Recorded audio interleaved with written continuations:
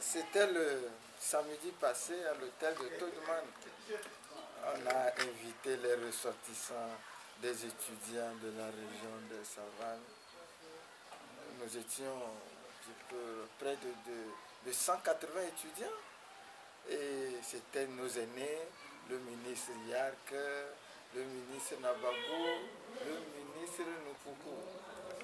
On arrive et puis c'est le ministre de Yark qui donne une longue communication en étalant à notre grande surprise, c'est-à-dire les mérites et tout ce que le gouvernement a fait. Il commence par l'université en disant que voilà, l'université, on a accordé 120 000 francs comme prime de librairie aux enseignants d'université. Voilà, on a accordé un taux forfaitaire de 20 000, de 30 000 aux enseignants.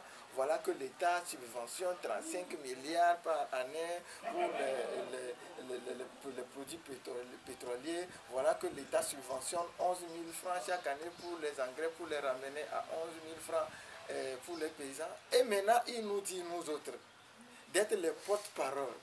Vous comprenez, des universitaires, Bac plus 3, Bac plus 4, qu'on les demande d'être des simples couloirs pour aller dire à nos parents que de voir ce que le gouvernement est en train de faire. Et dans leurs interlocutions, on nous disait que non, que voilà, qu'on fait grève. Pourquoi c'est la région des Savanes qui porte la grève sur sa tête? Mais c'est ça vraiment, ça m'a paru très ahurissant. Ils nous disent que voilà, qu'on a manipulé les enfants sont sortis, on les a tués. J'ai regretté la façon dont on a dirigé le débat, puisque j'avais envie juste de lui dire, non monsieur, c'est monsieur le ministre de sécurité, c'est pas ça. Vous êtes un ministre de sécurité, c'est pas comme ça que ça se passe. Imaginons que même si les enfants étaient manipulés, si on manipule les enfants et que les enfants sortent, envahissent les rues, mais on ne tire pas là-dessus, on ne tire pas, on ne les tue pas. C'est ce qui est malheureux. Aujourd'hui, il veut nous faire croire que nous sommes toujours dans la logique des années passées. Nous étions des étudiants affamés qu'on peut venir à la veille des élections parce que les élections se pointent le 21 juin. Maintenant, il faut venir vanter les mérites d'un régime. Ce que d'abord qui ne relève pas de la fonction d'un ministre. Il est au-dessus de la mêlée. Vous, les ministres de sécurité, vous nous appelez, vous dites d'abord la thématique même de la journée, c'était quoi? Ils nous disaient que non, ils vont voir comment est-ce qu'on va développer notre région. C'est ça, développer notre région. Vraiment, c'est un peu triste. Les uns et les autres, le ministre Nupuku qui prend la parole, qui dit que voilà, d'ici 20 ans, on espérait voir le Togo, le Togo sera comparé à Singapour. Vous voulez comparer le Togo à Singapour dans 20 ans? Un pays qui est pauvre, très endetté aujourd'hui? Non, les gens continuent à penser que nous étions des gens qui ne connaissent pas la réalité, qui ne maîtrisent rien. Ce n'est plus le cas. Nous, on ne peut plus accepter ça. Mais ce que nous faisons aujourd'hui, nous sommes aussi une jeunesse, c'est-à-dire une jeunesse montante. Nous disons que non, ça ne peut plus continuer comme ça. On n'a pas besoin aujourd'hui que des gens nous manipulent dans le pays. Nous sommes suffisamment grands. On est capable de faire la part des choses. Nous ne pouvons plus continuer à soutenir les gens. Hier, c'était quoi? Nouvelle jeunesse au soutien fort. Nous sommes là tous les jours pour soutenir. Qui autre va nous soutenir? Nous ne nous inscrivons pas dans cette logique. Nous n'accepterons plus être, c'est-à-dire cautionner ceux-là qui vont tromper nos parents. Nous allons continuer à les sensibiliser, à les mobiliser pour leur dire de prendre à main leur destinée. Un autre sujet qui m'a vraiment beaucoup touché, c'est le sujet concernant les enseignants volontaires. Le ministre Nabagou qui se permet de dire que voilà, qu'on a assez fait pour les enseignants volontaires. Qu'est-ce qu'on a fait pour les enseignants volontaires? Où est-ce qu'on compte plus d'enseignants volontaires dans ce pays? C'est dans la région des Savanes. Les nôtres, qui on a fait?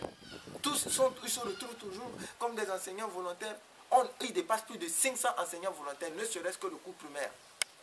Avec ça, comment est-ce qu'on peut s'en sortir? Et quand on a posé le problème des concours, du fait que nous sommes marginalisés, le concours récent de l'ENI, 909 admis, où on nous donne seulement que 37. Et pourtant, sur les 909 admis, il y a au moins plus de 238 qui sont formés à l'ENI de Dapong. Nous disons tout simplement que c'est injuste. On ne développe pas un pays comme ça. Nous voulons un pays libre, un pays démocratique. On n'a pas besoin qu'on nous trompe. Non, ce n'est plus la peine. Nous sommes suffisamment grands. Nous-mêmes, nous arrivons à faire la part des choses. Nous nous savons vers où nous avons de l'avenir et vers où on nous dupe. Nous n'allons plus accepter ça. Ce n'est plus possible.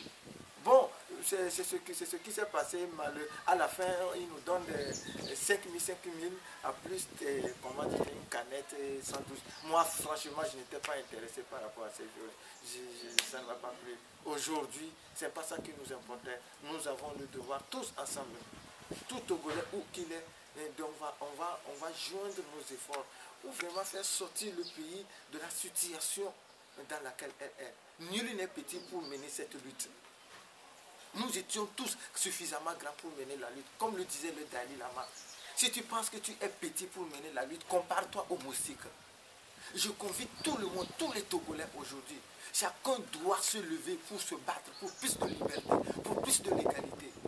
Et c'est très important. On est là, on nous parle et ils nous disent que non, que la synergie, pourquoi nous, on est là, on soutient la synergie, que quand même eux, ils ont déjà trouvé l'emploi. Si eux, ils demandent tout aujourd'hui que leur situation soit améliorée tous les jours, comment est-ce qu'on va faire pour les autres qui n'ont pas trouvé d'emploi? Mais c'est pas bien. Quelle est cette façon de raisonner là? Quelle est cette façon de raisonner? Aujourd'hui, nous ne sommes pas des fonctionnaires, bien entendu. Mais demain, nous serons des fonctionnaires. Donc, si les fonctionnaires grèvent, on les laisse seuls. Demain, si comment dit-on, les étudiants grèvent, on les laisse seuls.